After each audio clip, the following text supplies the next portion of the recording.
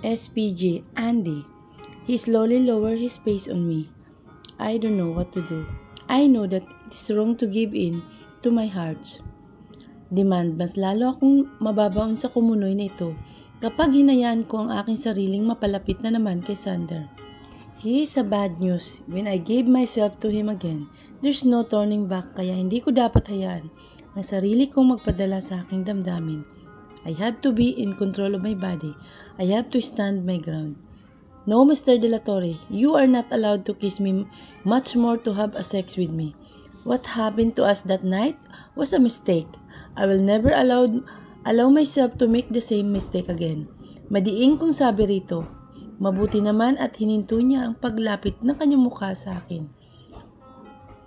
Huwag ko naman sanang kainin ang mga sinabi ko dahil malamang nito busog na naman ako.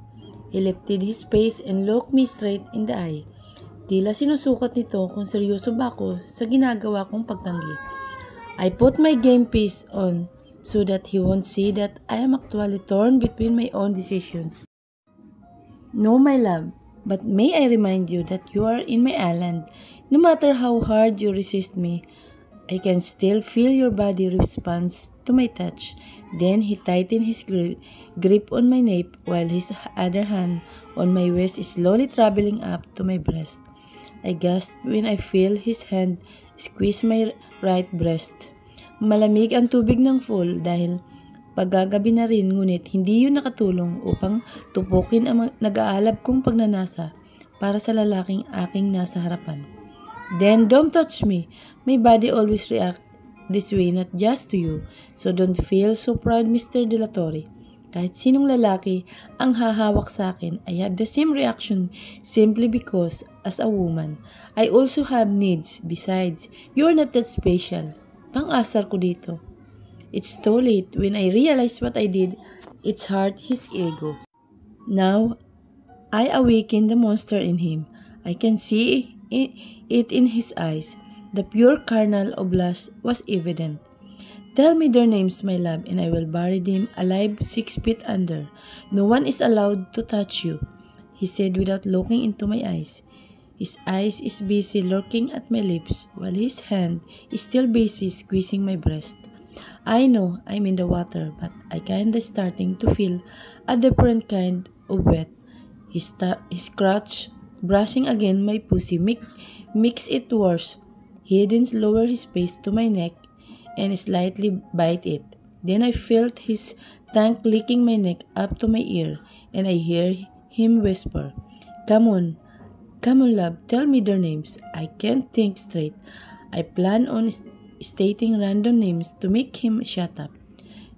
James, that's right. His name is James, my ex-boyfriend. Pagsisinungaling ko rito. I don't know. For 10 years, I didn't have a serious relationship. I'll go on a date, but eventually rejecting them. My reason was I was not ready at the time. Hanggang sa na-realize ko na 10 taon na pala ang nakalipas. James and I dated for a while, but we didn't even reach the first base o kahit halik man lang. Oh, James, you mean James Alcantara from your finance department? From your finance department? You dated him for once, then rejected him the next day, and turns out he's a gay? Come on, love, think of better names. Natatawang wika nito, ngunit ang bibig nito ay abala pa din sa paghalik sa aking liig. Hindi ako makagalaw. I couldn't even have the courage to push him because deep inside, I know why I couldn't do it. It's simply because I like how close we are. Being in his embrace is my haven. I can't think straight whenever I'm the closer to him. How did you know that? David, tama si David. Nauutal kong pagsisinungaling dito. You, David De La Cruz? The guy you met in a coffee shop? You dated him for months and throughout those months, he didn't stay in your place or you in his? You didn't check in a hotel with him? There's no possible chances that you could be this intimate with him. I heard him chuckled, which causes a mind-blowing vibration into my neck. How did you know that? Are you stalking me? Mataas ang boses kong sabi dito, ngunit hindi naman ito mukhang natinag sa biglang pagtaas ng boses ko. I know everything about you, Andy. For the last 10 years, I know where are you, your family, and your friends live. Alam ko kung sino ang nakakasalamuha mo araw-araw. Kaya don't you dare lie to me. And if you call that stalking, then yes, I'm stalking you. These past few years, then his lips travel from my neck up to my jaw. He slightly bite my jaw na ikinagulat ko. What the? Hindi ko na nagawang magprotesta nang agad niyang sinunggaban ang nakabuka kong labi. He quickly shoved his tongue into my mouth, which causes me to moan. It just takes a couple of seconds before my senses left me and finally gave in to my body's desire. I can't think straight. All I think right now is how I love to be in his embrace, how he makes me shiver by his kisses and makes my legs wake by his touch. Spell, marupok, Andy. Ilang minuto pa ang nakalipas nang putulin ni Sander ang kanilang maalab na halik. Bagi akong nadismaya nang putulin niya ang halik. I didn't know that my dismay is clearly evident in my face until I saw him chuckle. I know you want more of my kisses, and no matter how much I want to take you right here, Paul, sex is not healthy. Let's go to my room and you can have my body as much as you want. Natatawang tura nito sa akin. I blushed into his words. I tried to deny it by making it into anger, but I clearly failed. I do not, inis kong sigaw kong dito. Really? I bet you are soaking wet beneath your panty, and we both know that it is not because of the water. Akma naman itong lalapit sa kanya upang ipasok ang kamay nito sa loob ng kanyang panty. Don't you dare, sigaw ko dito. Muli dito at agad na lumangoy palayo upang makaahon. I just heard him laugh before swimming towards me. Agad kong tinungo ang pinto ng kwarto. Inuukop ako. I know he said that he wants us to go to his room, which my guess is the room across mine. But I decided to walk towards my room instead of his. I didn't bother to look behind to check if he's following me because I can clearly feel his presence. I quickly took the towel and ran towards the bathroom and locked the door. Bagi akong nakahinga nang makapasok na ako sa loob ng banyo. I'm safe for now. I took off my swimsuit off and get into the shower. I am scrubbing my body with soap when I heard the door unlock at iniluwan doon ang malaking bulto ni Sander was standing there with all his glorious body. What the fuck? How did you open that? I clearly remember locking it. Gulat kong tanong dito. I own this fucking place. My love, don't you think I didn't have keys for every door in this villa? No door can keep me safe away from you. Then he slowly walks towards the shower and get the soap from my hand. I was frozen from the ground. I didn't move or even speak. I just let him take the soap from hand and rub it on my body. He positioned himself behind me, then kissed my neck while his hand is busy rubbing the soap around my breast. I just closed my eyes and feel the warmth of his touch. I leaned my head back to give him full access on my neck. I want more. I quickly turned my face to him and grabbed his neck to kiss me. He was taken aback by my sudden aggressiveness pero agad din namang nakabawi at madiin tinugon ang aking mga halik. Both of his hands now are free from soap. Kaya malaya na nitong nakakapaglakbay sa bawat bahagi ng kanyang katawan. His hand is massaging her breast while the other one is slowly traveling to my vagina. I let out a soft moan when his hand finally reaches my clitoris. Shit! Ungol ko dahilan para mapanganga ako sa kakaibang sensasyon na nararamdaman ko. He take that opportunity to fully claim my mouth. He slide his tongue inside na agad ko din namang tinugon sa pamamagitan ng pagpasok ng dila ko sa kanyang bibig na malugod niyang tinanggap sa pamamagitan ng pagsipsip dito. I can feel his growing bulge on my stomach. He is huge. Parang mas lalo ako ata itong lumaki from the last time. I felt his two fingers started to get inside me. Oh fuck, don't stop. Pack me more. Yes, my love, I'm going to pack you over and over again hanggang sa mabaliw ka sa akin. We will not leave this island until you are completely mine again. Bulong nito sa akin habang walang habas na naglabas masok ang mga daliri nito sa aking lagusan.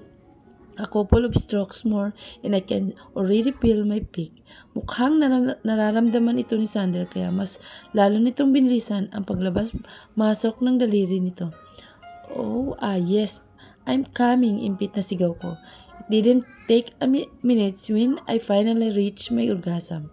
Bahagyang nanghina ang aking mga binti dahil sa nakakaliyong orgasmong narating ko kanina. That's why, quickly clung my arms on his neck. A support din cup his face and torridly kiss him. I didn't know what gotten into me, but I feel like I am in the mood to taste him. I reached for the hand he used to satisfy me and shoved it into my mouth. I suck the fingers that he uses. I lick all my juices from his hand. I am doing all this while looking straightly into his eyes. Enough, I want you now. Why don't you want me to suck you? I tease him. You know how much I love it when you are giving me a head, my love. But I want that to happen in my bed, not here for you now. I will take you then. He made me face the wall at agad na itinutok ang naghuhurimentado nitong alaga sa kanyang lagusan. I lean my hands on the wall while he's taking me from behind. So packed tight, ungol ni Sander ng unti-unti nitong ipasok ang alaga nito sa aking pagkababae. Ungol ko dahil sa sarap na dulot ng malaking bagay na unti-unting pumapasok sa aking lagusan.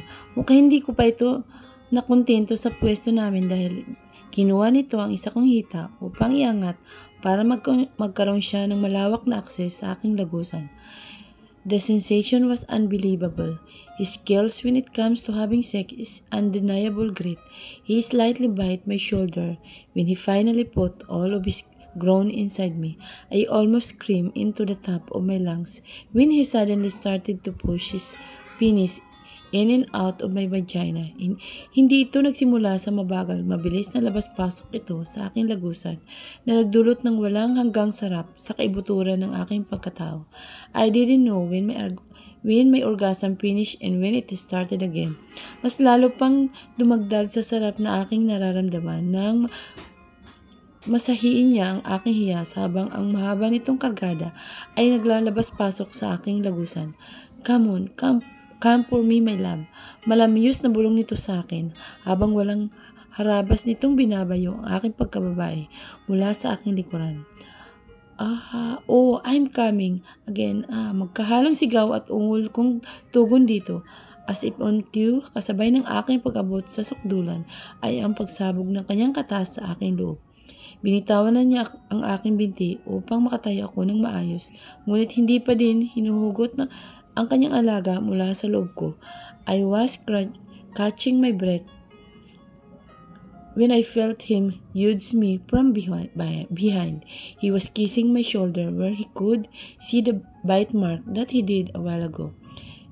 I wish we could stay here forever. Malambing nitong sabi sa pagitan ng bawat damping halik na pinapatong niya sa aking balikat. We both know that that's not possible. Manungkot ko namang sabi. Doon lang tayo sa totoo. Sa totoo na pagkatapos ng maganda, panaginip nitong babalik din kaming lahat sa dati. I will make that possible, my love. Just hold on tight. Malinaw na sabi ni Sander. We made love last night until morning.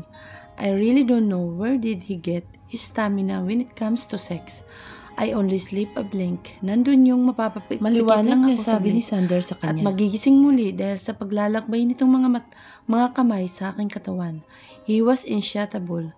I still woke up early around 7 in the morning. Considering that I sleep a little. Nang buksan ko ang aking mga mata, ay agad na bumungad sa akin ang napakagwapong mukha ni Sander. He sleeps like a baby. Napakaamo ng mukha nito kapag natutulog. He sleep like a baby. Napakaamo ng mukha nito kapag natutulog. Hindi mo isipin how restless he is when it comes to bed. He is a monster in bed with a monster friend. I can't help but smile while thinking about last night. I sleep, brush his face with my hand, feeling every inch of his face, memorizing it. My smile fade when I remember that he did last night. He wants me back. Ngunit ang tanong na hindi maalis sa isip ko ay kung gusto ko ba? Gusto ko bang bumalik sa kanya? Gusto ko bang sumugal muli sa pagmamahal na walang kasiguraduhan? Gusto ko bang pumasok muli sa magulong buhay ng isang Sander Rodrigo de la Torre? Paano ang nanay niya? Papayag kaya ito tungkol sa relasyon namin? Ang dami kong tanong pero kahit isa, wala akong mahanap na sagot. Kakayanin ko ba kung sakaling sa pangalawang pagkakataon ay biguin na naman ako ni Sander? Is this the rest that I am willing to take? Habang mas dumadami ang tanong ko sa aking isipan, mas lalong bumibigat ang aking kalooban. Mas lalong nagsisink in sa akin kung gaano kahirap mahalin ang isang de la Torre, kung paano ang isang simpleng taong katulad ko ay walang lugar sa mundo niya. I will never be enough for him. Pero sabi nila, hindi mo maabot ang gusto mo sa buhay kung mananatili ka lamang sa comfort zone mo. Life is full of many possibilities. It's up to us kung anong gagawin natin sa mga opportunity na dumarating na binibigay sa atin na pagkakataon. Pero paano nga ba malalaman kung ang isang bagay na gusto mo ay worth the rest? Hindi ko napansin na may butil ng luha ang tumulo sa aking mga mata. Agad ko itong pinahid at mabilis na bumangon sa kama. I look at his glorious handsome face that is sleeping peacefully before picking up all my clothes and went to shower. While in the shower, I was still deeply thinking our situation. What happened last night would clearly make an impact on our relationship and his relationship with the candidates. Ang unang gabing may mangyari sa amin ay maaari kong sabihing hindi sinasadya at dala lamang ng pangungulila ko sa kanya sa loob ng maraming taon. Ngunit ang nangyari kagabi ay ibang bagay naman. Hindi na ito pwedeng sabihing hindi sinasadya o kung hindi naman ay walang ibig sabihin. What happened to us clearly means something. Katulad nga sabi ni Sander, he made it perfectly clear kung anong plano niya sa mga nangyayari. Ngunit handa na ba akong tanggapin ang inaalok niya? My heart is full of doubts.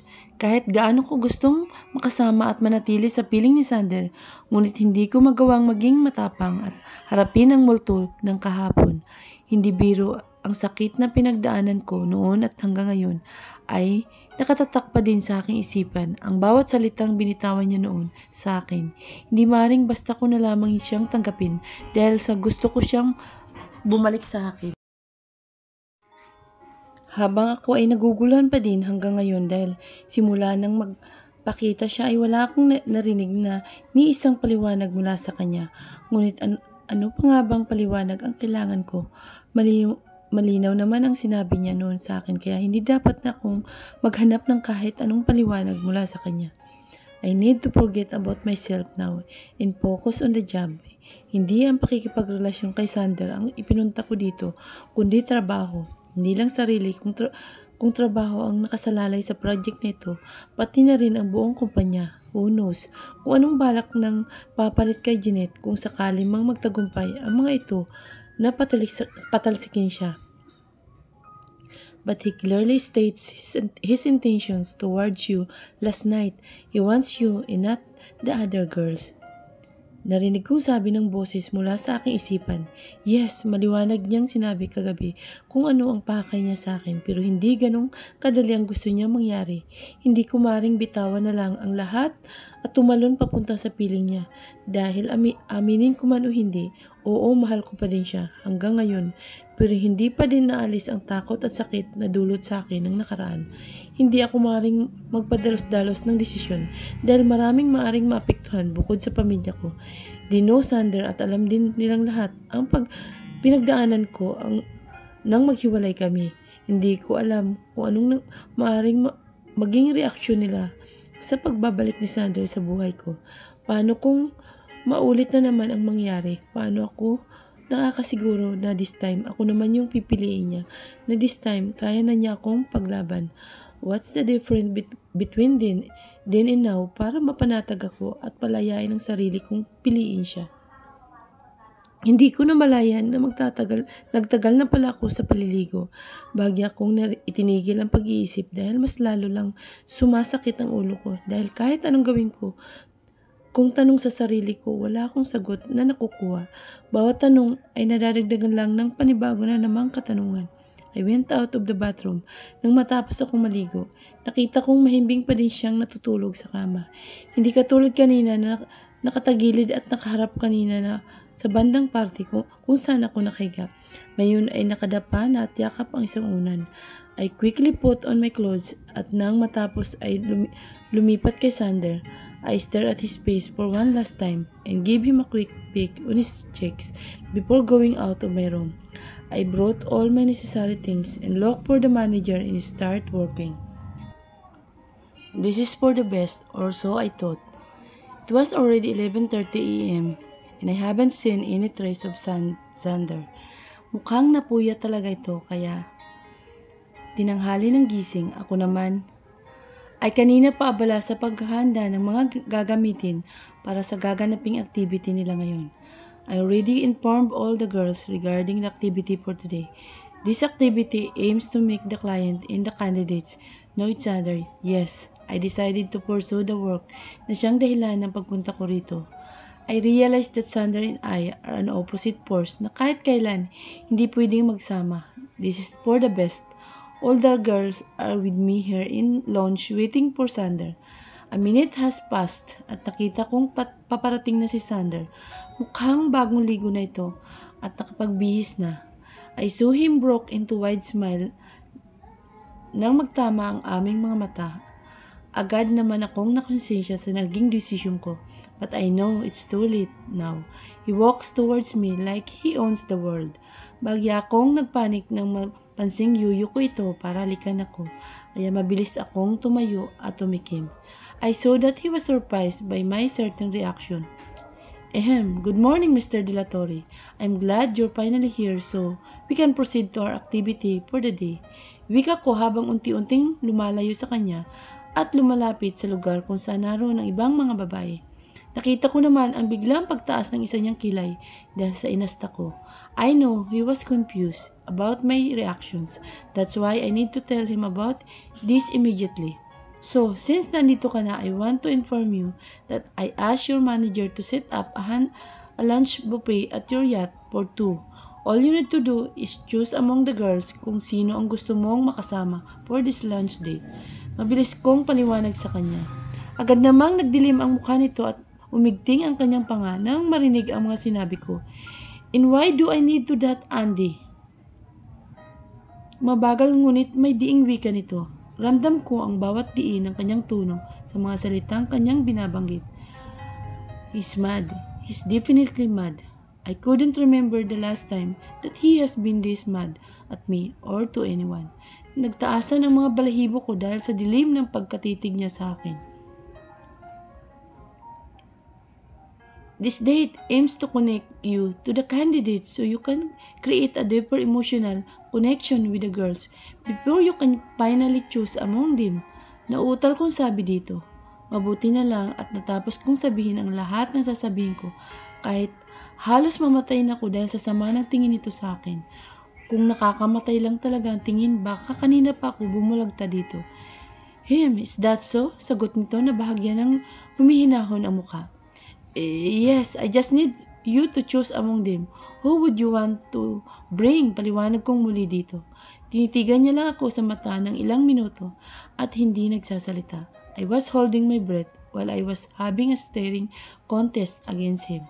I can't look away. Hindi ko alam kung bakit ngunit parang takot akong bumitaw sa tingin niya dahil parang papatayin niya ako pag naalingat lang ako sandali. After a couple of minutes, I heard him speak again. I choose Samantha. I want to bring Samantha to my yacht. Maikling wika nito habang hindi pa din inaalis ang madilim nitong titig sa akin. Agad ko namang narinig ang pagkadismayan nila Candice at Trish dahil sa kanilang tatlo si Samantha lang ang mukhang hindi naman masyadong nagpapalatang may gusto kay Sander at na hindi nag-aabalang mag-ayos sa kanyang sarili. Bukod pa sa talaga namang maganda ito kahit hindi na mag-makeup. Agad ko din naramdaman ang parang maliliit na karayom na tumutusok sa aking dibdib. I already knew it, na kung may pipiliin man si Sander sa mga yun, ay walang iba kundi si Samantha. She's a wife material. Yung tipong hindi ka mapapahiya kapag hinarap mo sa mga kaibigan mo. Unlike me. Okay, I'll check it. If everything is ready. Hindi pa ako tapos magsalita nang marinig kong muli ang baritoning boses ni Sander. Would you please excuse us for a moment? I would like to talk me sa Martini Salon. Narinig kong wika nito na naging dahilan upang mabilis akong mapalingon sa kanya. Sila Candice, Trace at Samantha ay bakas ang pagtataka kung bakit. Ngunit agad din naman silang sumunod at umalis. Naiwan silang dalawa sa lounge. Hindi ko siya nagawang tingnan dahil pakiramdam ko ay may malaki akong kasalanan sa kanya. Naramdaman ko ang paglapit nito sa akin. Huminga muna ako ng malalim bago ko siya harapin, ngunit muntik na akong matumba dahil sa pagkabigla. Nang pagharap ko ay isang dangkal na lamang pala ang layo niya mula sa akin. Care to explain, seryoso at may diin itong sabi sa akin. Anong hindi mo maintindihan sa sinabi ko kanina? Kinakabahang sagot ko dito. You setting me up on date. I'm doing my job obviously. Hindi ko yan naman ipinunta dito, matapang kong sagot. Hindi ba yun naman ang ipinunta ko dito? Where I thought that I made myself clear last night, I didn't thought that you will give me a hard time. Ang mahabang tono nito ng pagsasalita ang nanuot sa kaibuturan ng aking pagkatao. What do you mean? Takang tanong ko dito. You're such a hypocrite. I know you want me to because if not, hindi mo tutugunin ang bawat hayakap at haplos at haliko. Sa'yo kagabi, I thought everything will be okay. Pagising ko pero hindi ko inasahan na ito ang sasalubong sa akin. Ramdam ko ang galit niya mula sa kanyang mga salita. You continue to deny what you really feel about me. Kung hindi kita kayang paaminin sa matamis na salita, then I will drag it out of you until ikaw na mismo ang bumalik palapit sa akin.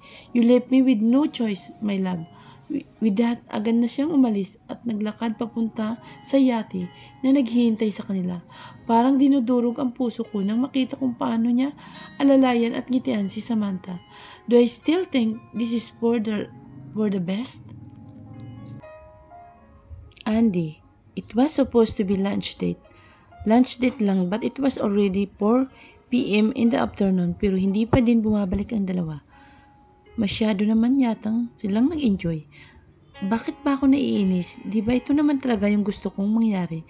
Pero bakit parang ako yung nasasaktan sa mga nagaganap? Am I secretly hoping that Sander will continue to pursue me and prove me wrong regardless of my actions?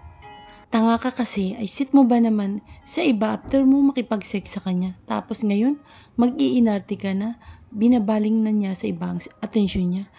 My subconscious self is such a bitch, but that bitch is right.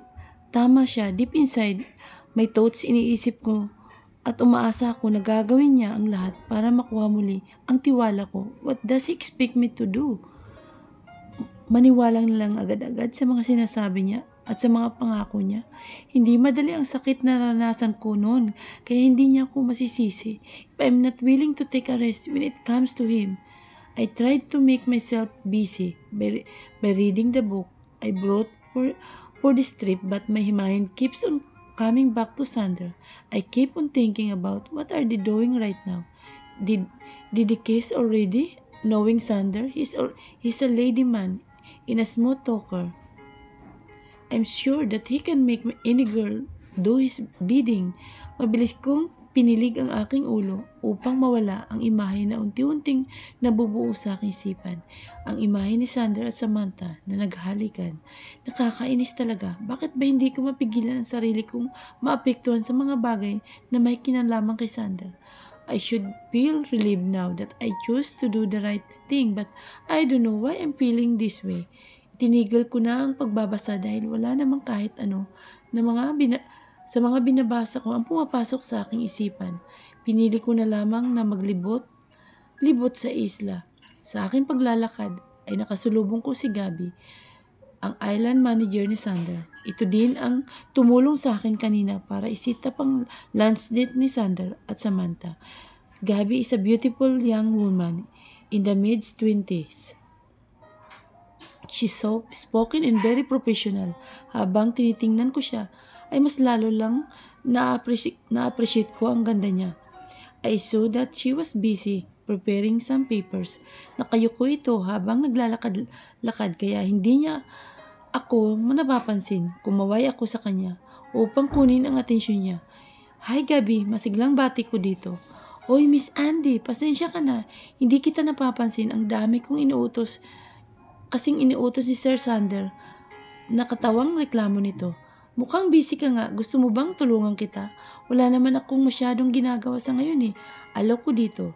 Sigurado ka, Miss Andy? Naku ha, I really need some help dahil yung sekretary niya ni Sir Sander sa Manila hindi nakikipag-cooperate sa akin. May mga papilis kasing pinadala si Sir dito sa isla galing sa Manila at pinapahatid niya sa yate. Mukhang gagabihin ata sila ni Miss Samantha. Nakangiting paliwanag nito. Para namang may libu-libong karayom ang tumusok sa aking puso nang marinig ang huling tinura nito. So, he does really enjoy his date with Samantha.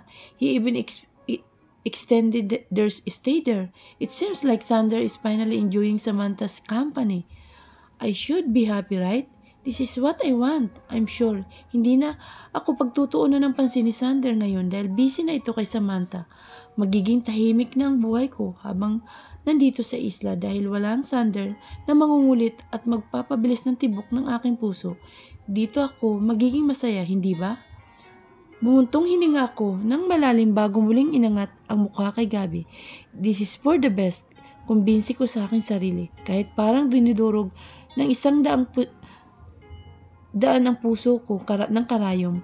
Ayoko ng ganitong pakiramdam pero hindi ko kayang pigilin ang sarili ko na baliwalain ang lungkot na nararamdaman ko. Miss Andy, narinig kong tawag ni Gabby sa akin. Hindi ko namalayang kanina pa pala ako nakatulala at lumilipad ang isip ko sa kung saan. Ay, sorry, may naalala lang ako. Halika, tulungan na kita dyan. The papers were all contracts that needs his signature. Habang inaayos ko ang mga papilis na ipapadala kay Sander, ay narinig ko si Gabby na may kausap sa two-way radio na ginagamit nito para makipag-communicate sa ibang staff dahil hindi masyadong maganda ang signal sa isla. Ready na ba yung dinner pest na pinapaluto ni Sir Sander?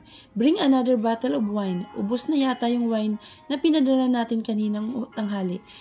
Prepare a new swimsuit and an extra cloth for Miss Samantha dahil mukhang balak nilang mag-swimming. Hindi kasi ata nakapagdala si Miss Samantha ng pamalit.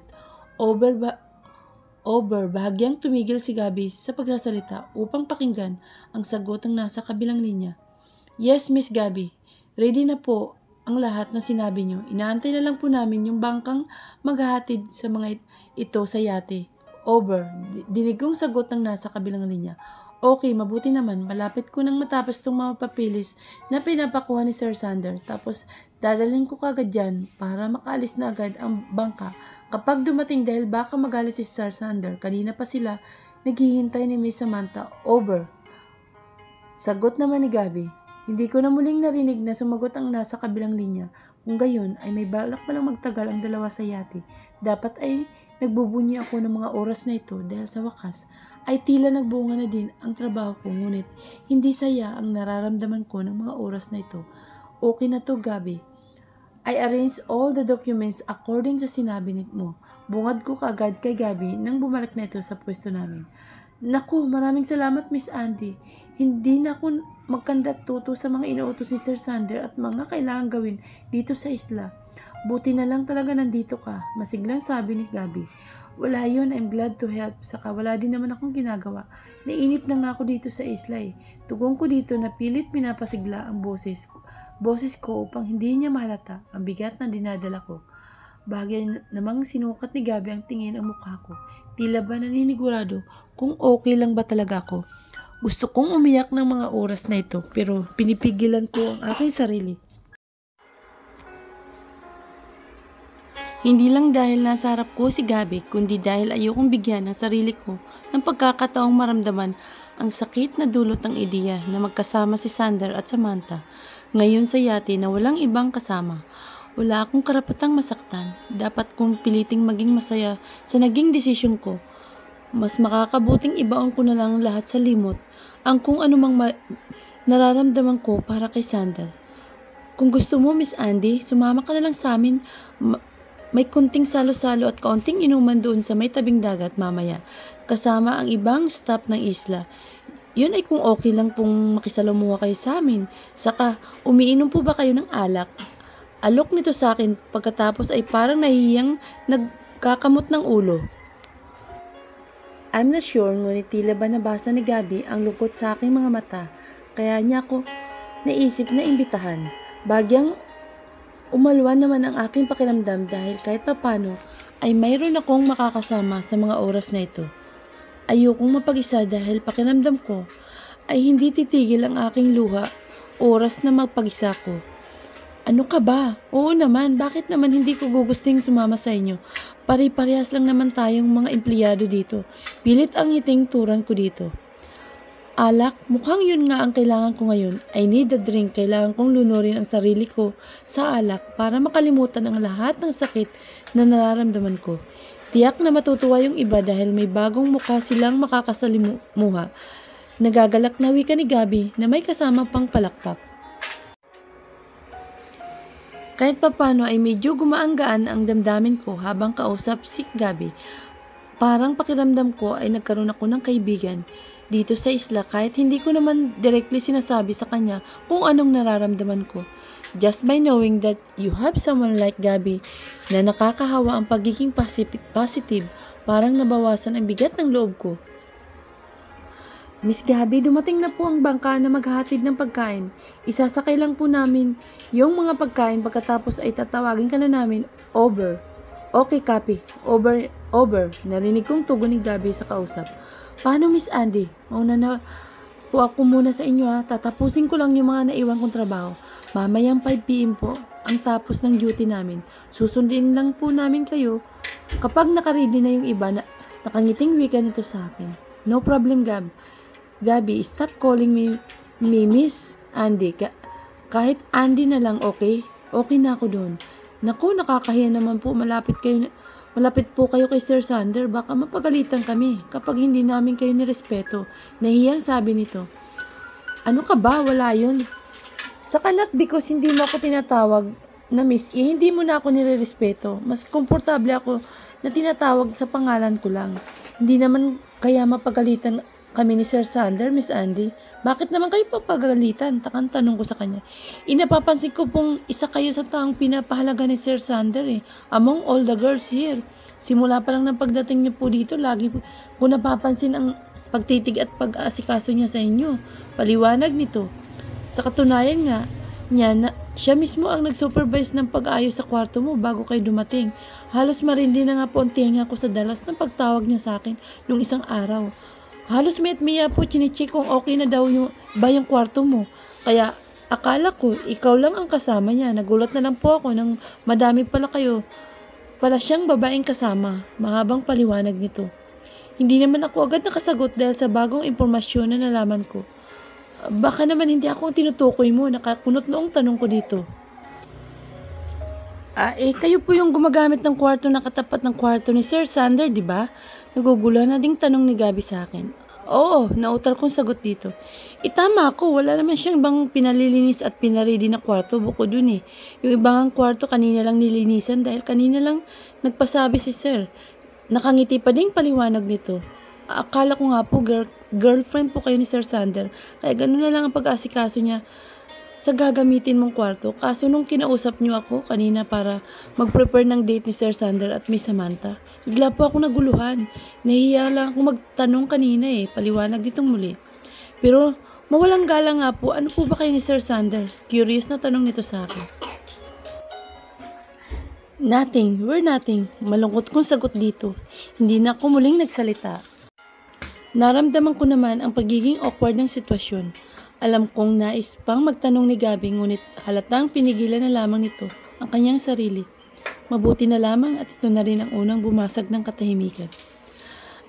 Miss Andy, Andy, mauna na muna ako sa iyo. Dadalhin ko pa kasi itong mga papeles at baka maiwanan ng bangka. Dadaan na lang kita mamaya pagkatapos ng trabaho ko. Isang maliit na ngiti ang tangol na lamang itinugon ko dito. Agad na rin itong tumalikod at umalis. My mind is in turmoil right now. It is worse than it was before. Mas lalong dumami ang tanong na nabuo sa utak ko. Higit pa sa mga tanong ay mas lalong bumigat ang aking dibdib dahil sa mga pangyayari. Naiinis ako sa aking sarili dahil wala naman akong karapatang makaramdam ng ganito dahil sa una pa lang ay ako na ang nagpumilit na malagay kami sa ganitong sitwasyon.